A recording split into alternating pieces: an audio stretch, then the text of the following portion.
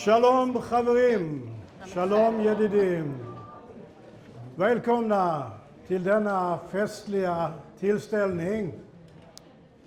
Vi har mycket att fira idag. Tag plats, mina vänner.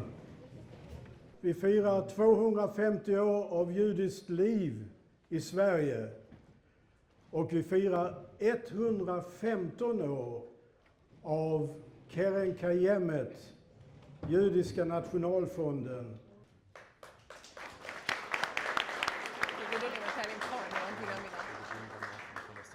Vi startade 1910 och vårt kontor låg då på Luntmakargatan. Vi kommer till att berätta lite mer om historien så småningom. Vi har också en uppgift att fylla. Och det är att fira Israel 77 år. Den 1 maj är det enligt den judiska kalendern Yom HaAtzmaut. Regeringen bestämde att man skulle uppmärksamma det faktum att judar har fått bo i det här landet sedan 250 år. Den första juden, det var den här mannen, Aron Isak, som kom till Sverige 1770 och 1775 fick etablera den judiska församlingen i Stockholm, där vi nu befinner oss. Isak har skrivit en fantastisk bok, Aron Isaks minnen, skriven på jiddisch och översatt till svenska. Mycket läsvärt. Och då hälsar jag våran representant i Jerusalem, Vicka, allas våran Vicka.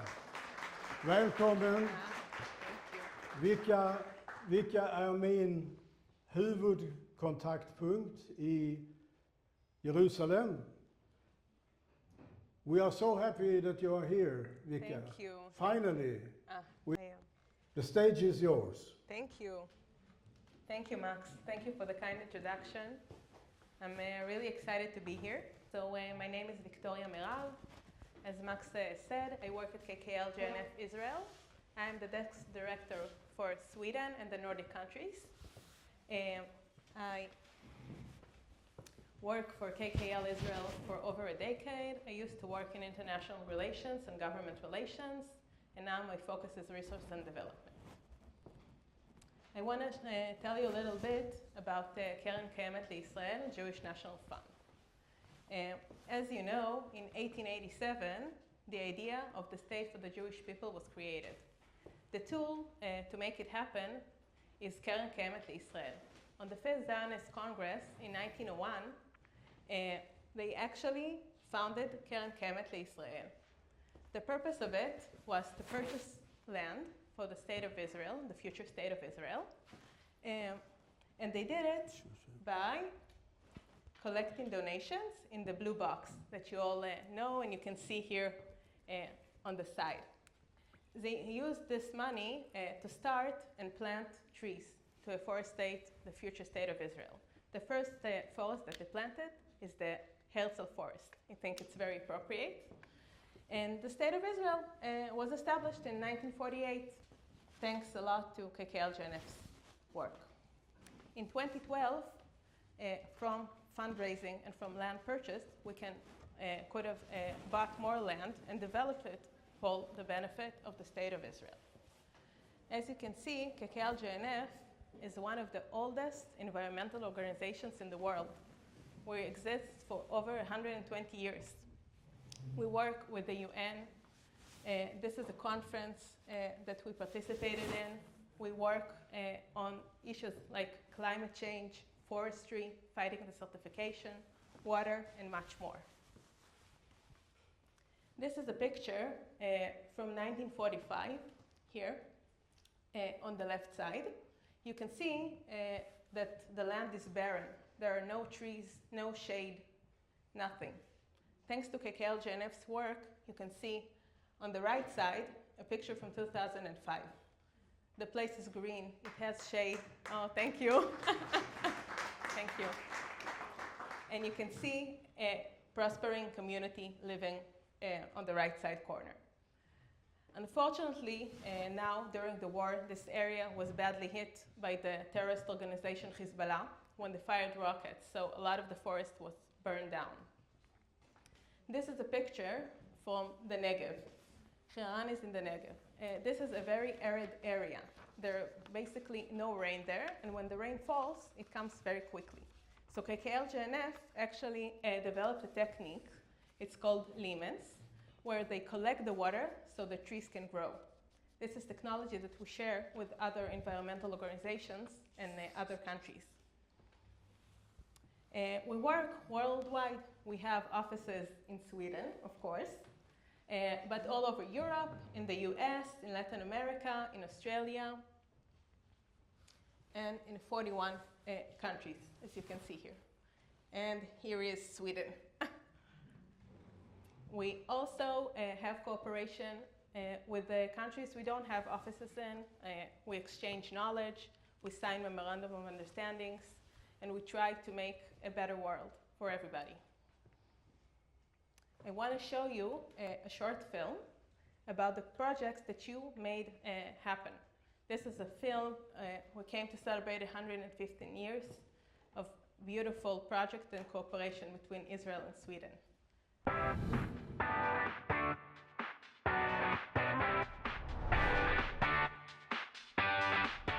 פרויקט היערות מסביב לבאר שבע, שבתוכם אפשר לכלול את יער נחל עשן, יער משמר הנגב ויערות נוספים, נועדו למעשה ליצור ריאה ירוקה מסביב לבאר שבע, שמונע מכל האבק של המדבר להגיע לבאר שבע. הקרן הקיימת במהלך עשרות שנים נוטעת בתוך הערוצים האלה, כשהמטרה של הנטייה הזאת היא למנוע סחף של קרקע. כל מגוון הפעולות הרחב הזה לא יכולים להתקיים ללא התרומה של קהילות כמו קהילת שוודיה. בלי העזרה שלהם היינו נמצאים במקום אחר לגמרי. הרחבת האתר צריב בן גוריון התאפשרה לנו בזכות הפיתוח הסביבתי שנעשה כאן באתר בתרומת קרן קיימת לישראל שוודיה.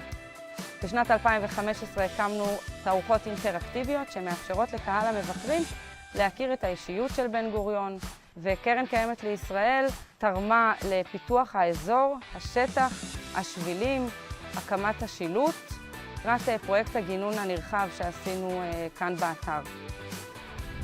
אנחנו נמצאים בצוקים. מאחוריי נמצאת הטרסה, המרפסת או המצפור, שהיא מהווה חלק מהתשתיות התיירותיות שנתרמו לפה על ידי קק"ל שוודיה. וזו פינה שבהחלט משמשת הן את הנוער והורים, ילדים קטנים שנהנים פה משירותי ההצללה. אנחנו נמצאים עכשיו בפרויקט של הייעור הביטחוני בצמוד לכפר עזה, בעוטף עזה, שנמצא משהו כמו קילומטר מהגבול עם רצועת עזה. הפרויקט הזה של הייעור הביטחוני התחיל בעקבות ירי של טיל שירה החמאס על אוטובוס ילדים. בעקבות האירוע הזה והמוות של הילד, הצבא פנה לקרן הקיימת להתחיל את מה שנקרא פרויקט הייעור הביטחוני.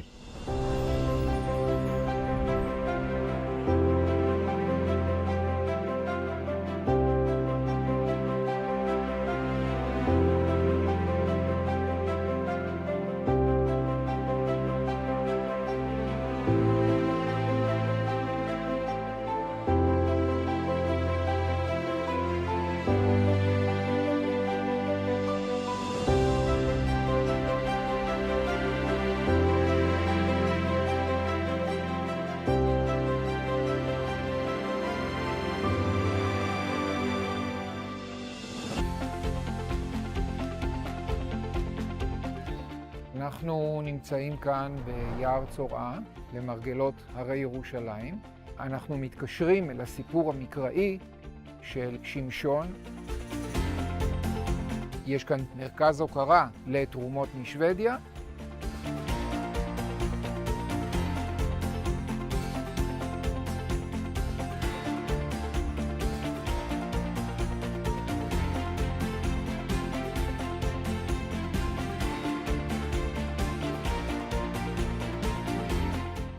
פארק הפאמפטרק בעצם הוקם לפני כשנה וחצי, בשיתוף קק"ל ישראל ובתרומה נדיבה של קק"ל שוודיה, וכמובן בשיתוף המועצה המקומית מצפה רמון. אז הפאמפטרק בעצם מהווה נקודת מפגש למגוון הקהילתי במצפה רמון, חילונים, דתיים, מבוגרים, צעירים, מכל הסוגים, מכל המינים, ומוזמנים גם אתם להגיע ולבקר.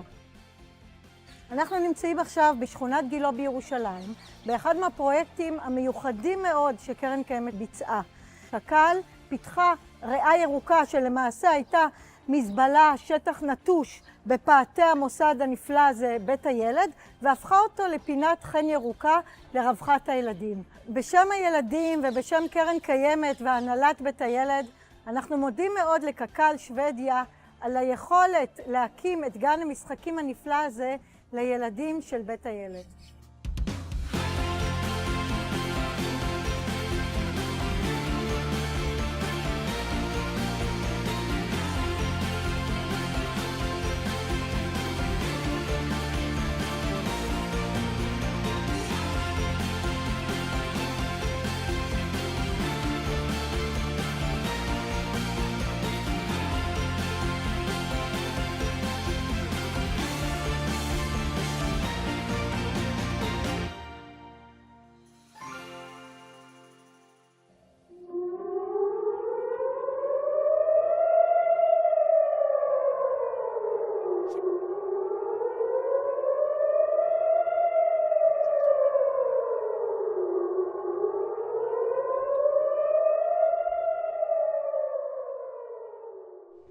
This is the sound that I woke up to on the 7th of October, 2023. The day before was just a regular day. We were on vacation for Sukkot, for a holiday. We met with the family. We sat in the sukkah together. We ate some dinner. It was really lovely. And we went to sleep. It was just a regular day. The day after was supposed to be just another regular Saturday.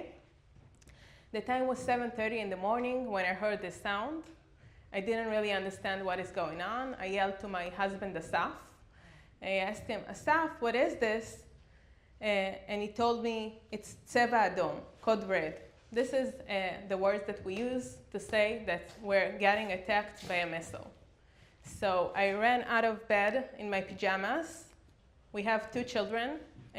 My eldest, Rimon, was then 5 years old. And my daughter, Almog, was 3 years old. Each one of us grabbed a kid.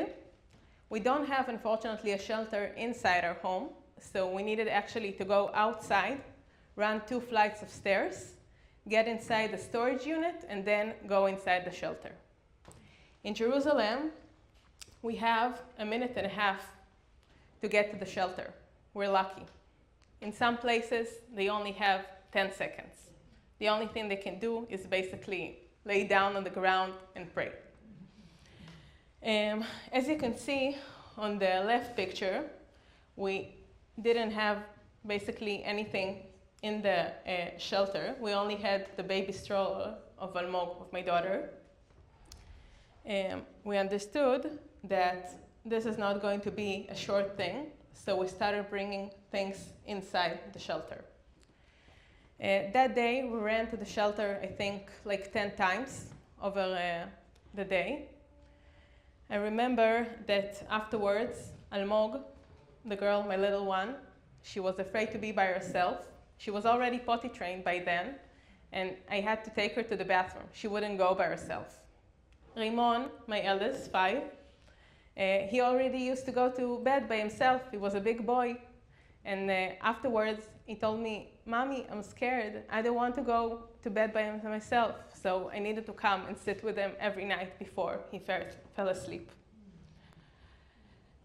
This is a picture from the 9th of October, 2 days after. We did bath time, as we usually do in the evening, and we got caught in the middle with an alarm. So we just grabbed the kids in their towels and ran.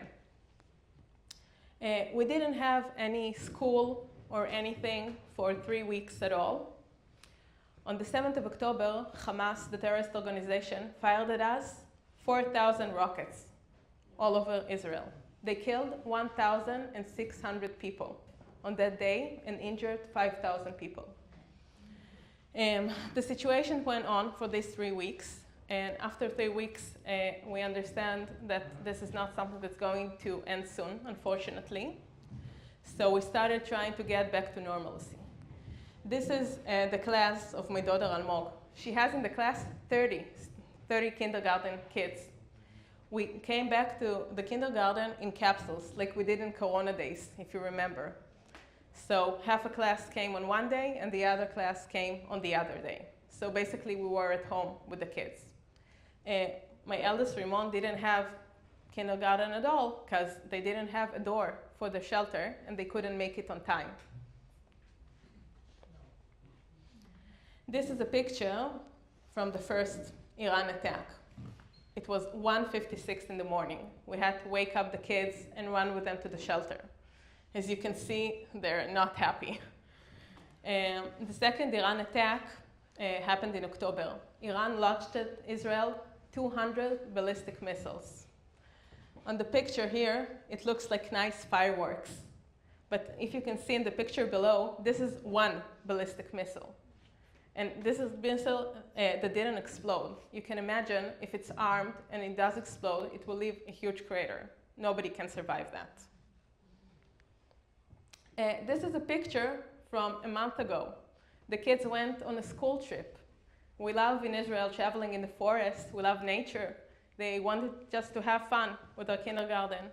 And they got caught in the middle with an alarm. And they didn't have any shelter, so they had to just put their hands on their head and lie down. I remember I was at work and I was just waiting to hear if the kids are okay while I sit in the shelter. It's a horrible feeling. The conversation that I had to have with my 5-year-old is something that I really don't wish on anybody. When he comes to me and he asks me, "Mommy, why are they trying to kill us?" What do you answer to that? So this was my story, but it's a much bigger picture, as you can understand. I'm actually one of the lucky ones who live in Jerusalem. It's the center of the country. So there are people who live near the border in the north and in the south. They have 10 seconds to run to a shelter. You can't make it in time. And they were hit really badly on that day. This is a picture of the state of Israel, just to show the state of Israel is here on the news about. You might think we're a huge country, but we're so small in comparison to our neighbors.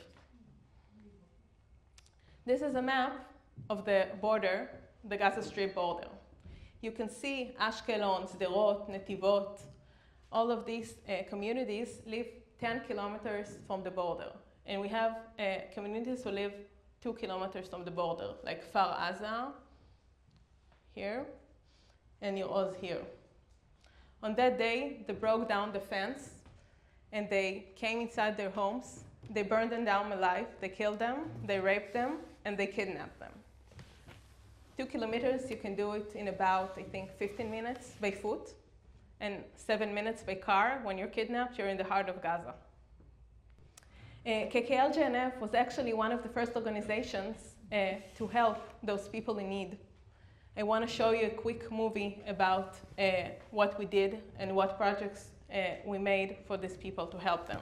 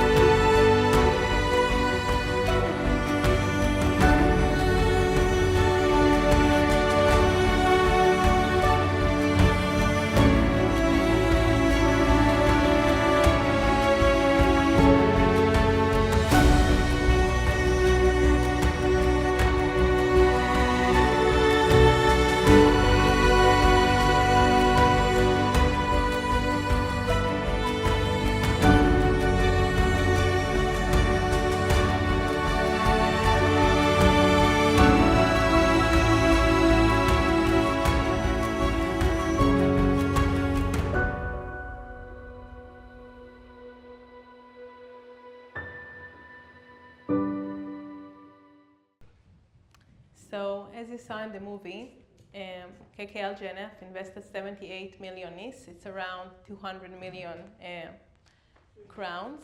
Yes, Swedish crowns, thank you. We helped, those people lost everything. They didn't have a home. Some of them, their families were murdered, were kidnapped.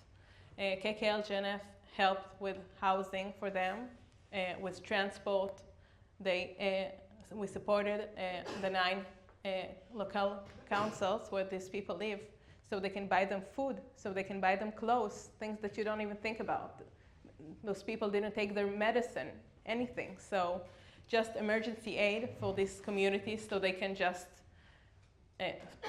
get by. We also supported the civilian response teams. Unfortunately, the army was nowhere to be found, the police was nowhere to be found, and the first response teams were the civilians one. So we helped them.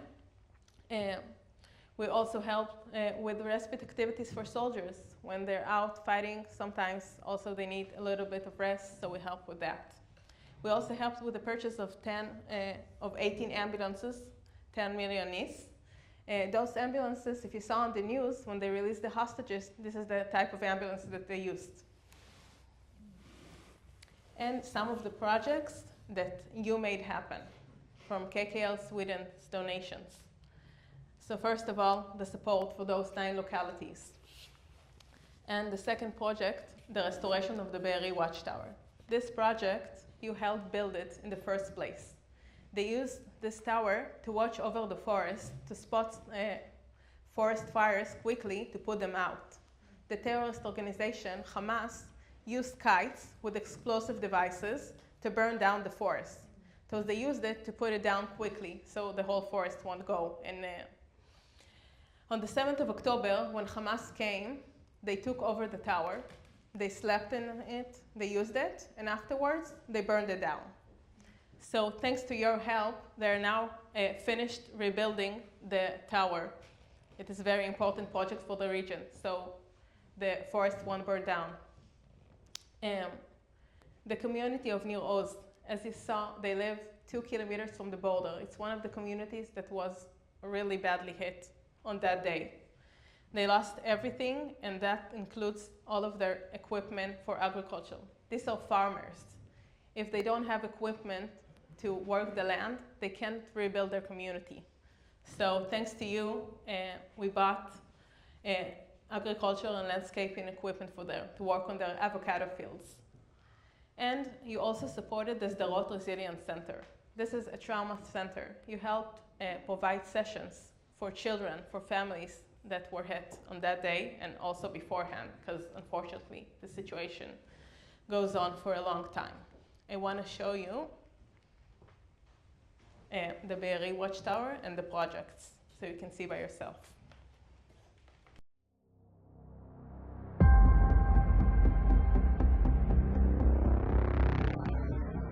Kibbutz Nir Oz became a symbol of the brutality of Hamas's attack on October 7th. Dozens of terrorists stormed the kibbutz, armed with automatic weapons, grenades, and RPGs. Out of around 400 residents, over 40 were murdered, and another 76 were abducted to Gaza, including children, the elderly, and members of the Bibas family.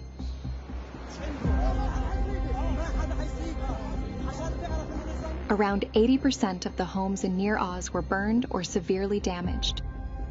The kibbutz was left a near-total ruin. KKL Sweden has stepped up to help rebuild Kibbutz Nir Oz. Agricultural and gardening equipment was purchased to help maintain the large avocado orchards. The observation tower in Be'eri Forest, which was heavily damaged during the raid, was restored with the support of KKL Sweden and KKL-JNF. In Sderot, a city that has endured over 20 years of trauma from conflict, the mental toll after the invasion was devastating. The Resilience Center in Sderot was overwhelmed, but thanks to KKL Sweden's support and KKL-JNF friends worldwide, assistance was significantly expanded to meet the flood of requests from residents of Sderot and nearby communities. KKL-JNF, with the help of KKL Sweden, also mobilized to assist the local authorities in the Gaza border region with a range of urgent activities in the immediate aftermath of the attack. Together, we stand with the survivors, rebuilding, healing, and keeping hope alive.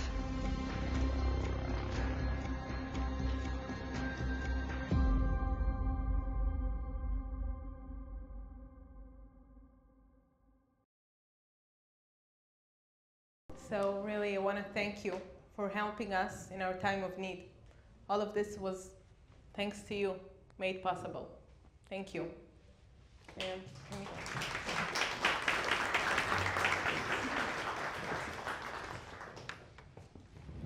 Thank you very much, Vika, Victoria. I call you Vika. yes, Yes. we're friends. And now it's my pleasure to invite Mr. Ambassador, His Excellency, to the stage. Please, Ziv. Shalom Aliopa, great to see you. I prepared a very long speech, but I know that I'm the only thing separating you between food. And I have to say that I'm very, very, very inspired by Vika's presentation. And actually I decided to change my speech and focus on my impressions of what we have just seen, because I think everything that I wanted to say was in it.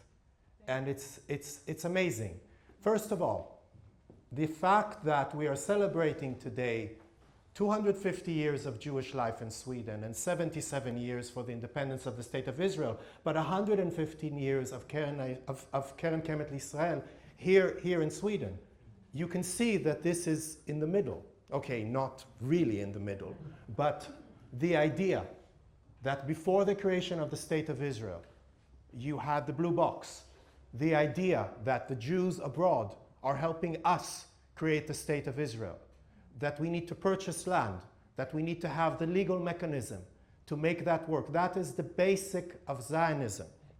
So today when people say crush Zionism, or they want to delegitimize the State of Israel or the activities of KKL here in Sweden, that is the basic. That is the basic, and that was before the creation of the State of Israel, and that is the fund, the base of Jewish life in Sweden, of doing that amazing thing. So that's the first point I want to say, that I'm so impressed by the activities of KKL because it really helped create the State of Israel. And then, your personal story. It shows us, you know, we talk so often about the goals of the war. 569 days since October 7th, and that the war is going on. We forget sometimes, you know, the goals of the war are to return the hostages, and as we speak there are still 59 hostages, about half of them we know that are alive, and they're rotting in the tunnels of Gaza. So it's returning the hostages, it's demilitarizing the Gaza Strip, but we also have to remember that this war is about the security of our civilians. So people don't wake up in Jerusalem or in Tel Aviv or in the north or in the south or anywhere in the country with sirens or having to run to shelters. This is what this is about. And that was also in your presentation. But the main point of the presentation is to see what your work is doing, where your donations go to. And that's very important to mention. And I will tell you why. Our enemies are investing in tunnels. Our enemies are investing in a terror infrastructure. That's what they're doing. How come the rockets the missiles were intercepted on the way from Iran? How come? Because we invest in Iron Dome, and we invest in other ballistic systems that we operate together with our American and Western friends. This is how we protect our civilians. We invest in protecting the civilians. Our enemies actually want us to kill civilians because they use that for their propaganda. We have an Iron Dome, they're using their civilians as their own shield. That's the major difference. And you see that in all of the projects that KKL is doing. That is amazing. Now, you could say that in Sweden, there are people who support the Palestinians, there are people who support Israel. The people who support the Palestinians are making a lot of noise in the streets, irritating a lot of people. I think they irritate most of the Swedish people. They irritate, and they are very aggressive, and they don't listen to anything. They irritate regular students in universities. They're just making a lot of noise. What you are doing is actually helping, and you see the results. So instead of terrorizing, intimidating, making a lot of noise, I think the Friends of Israel are actually making a difference where it actually counts. And if you see the reactions by KKL and other organizations and the civil society after October 7th, when we really needed help, and we still need help, in the south, in the north, all over. These are the ongoing projects that you've been involved with, like the Raoul Wallenberg Forest. I mean, these are amazing projects, but you also see the results of your engagement. And you know, a friend in need is a friend indeed, and that's what we feel after October 7th. You know, this week I went to the residence of the nuncio, the representative of the Holy See, to sign a condolence book for the death of Pope Francis. And there was a line, so I was sitting and talking with the nuncio, the representative of the Holy See here in Sweden, and he told me, well, you know, the Catholic community is so small in Sweden, we're only 120,000. And I told him, well, you know, the Jewish community is perhaps 20,000. And he didn't believe me. He said, no, that's not possible. It's not possible that such a small community makes such a big difference. And for this, the Jewish community and the friends of the Jewish community, because KKL, you can be a donator, you can help the projects, of course, are for anyone who sees the importance and the significance. And this is something that I am particularly proud of. So I think, Vika, you reminded me that there is a base. The base is Zionism, and you know Zionism is not a swear word. Unfortunately, there are attempts to delegitimize this word. And you know that this is a form of anti-Semitism, because basically the people who are saying, oh, we have nothing against Israel, it's just we don't like the Zionist. We don't like the Zionist idea. You can be Jewish, but if you're Zionist, you can't be in our university, or we don't expect us to protect you in our city. That is a form of anti-Semitism. Because what is it basically saying? That every nation around the world, Swedes, Norwegians, Palestinians, everyone has a right for self-determination except the Jewish people. And KKL, again, that is hardcore Zionism, and I know this is why you irritate so many people here. I've attended, I think we spoke about it in one of our meetings, I attended a foreign affairs debate in the parliament, and KKL was mentioned a zillion times. Yes, there's no such thing as bad publicity. So anyway, I would really want to thank you, Max, and all of your team, Vika, for being here and for showing us that there is actually, that your work actually makes a difference, and it makes a difference where it's needed. So keep up the great work.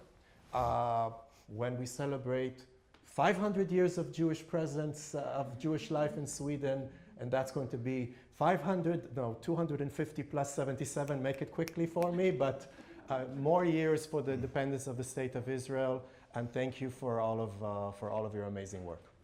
Thank you. Thank you.